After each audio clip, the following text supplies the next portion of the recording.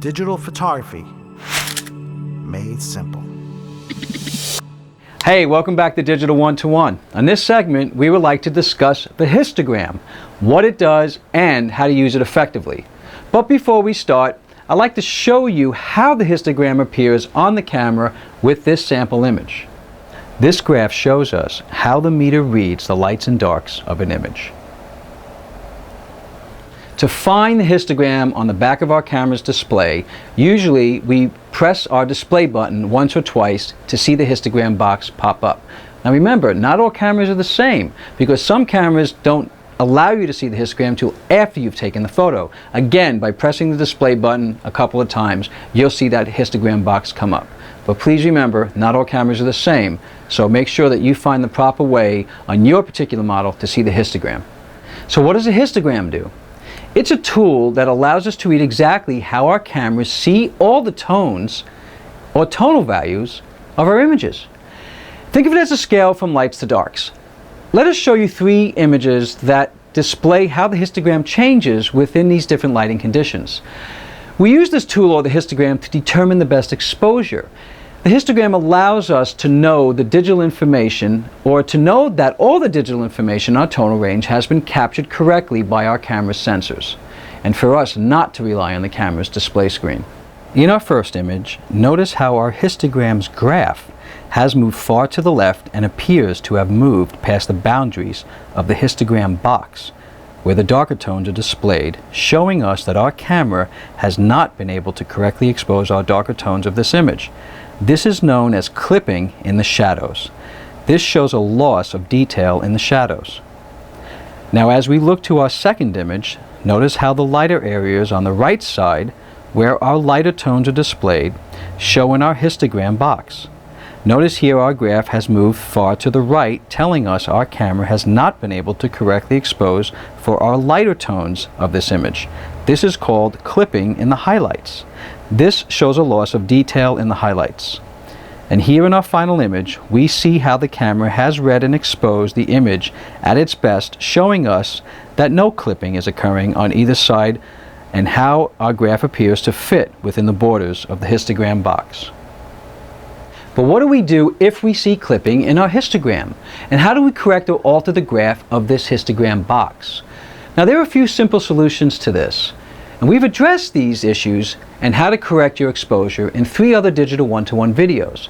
Look to our segments on meter choices, ISO settings, and exposure control. Now remember, those videos are based on a point-and-shoot camera. But what I'm going to show you today is how to treat your histogram using a prosumer camera.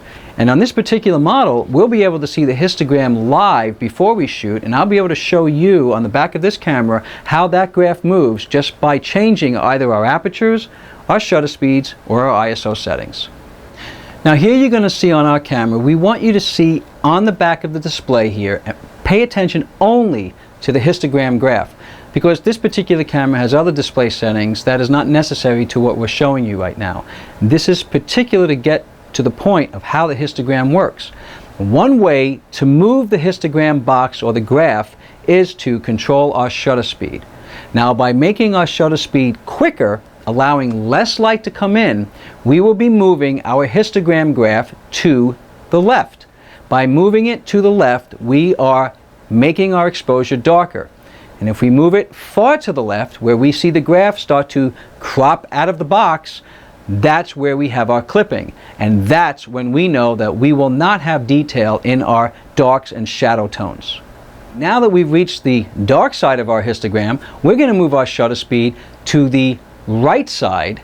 And notice when we move our shutter speed to an exposure that is a 1/30th of a second or 1/60th of a second, we're letting more light in.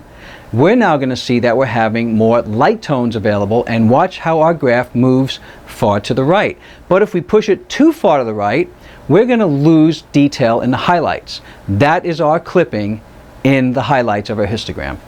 We can also use our aperture and our ISO settings to also make adjustments of our histogram and allow us to move that graph from one side to the other of that box.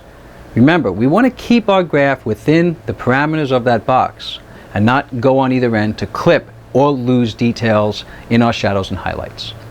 Getting used to working with our histogram and knowing how it works allows us to understand how our exposure will turn out. We can't always rely on the back of the camera screen on how an image may look, because today manufacturers give us the ability to alter the brightness of our screens. And knowing how the histogram works is very important. Remember that our cameras are just tools to recording light, and our histogram is a more detailed tool that allows the camera to create the best exposure of a scene. The histogram can be used in both auto and manual modes. Having the knowledge of using our histogram and other features like this one is why we at D1to1 are smarter photographers. I challenge you, use this histogram. It'll help you understand your ISO, your aperture, and your shutter settings, and how to get that best exposure. It's a wonderful tool to understanding the overall effect of exactly what you're doing and taking control of your exposure and your images. So for more tips like this, look to us on our other segments here at D1to1.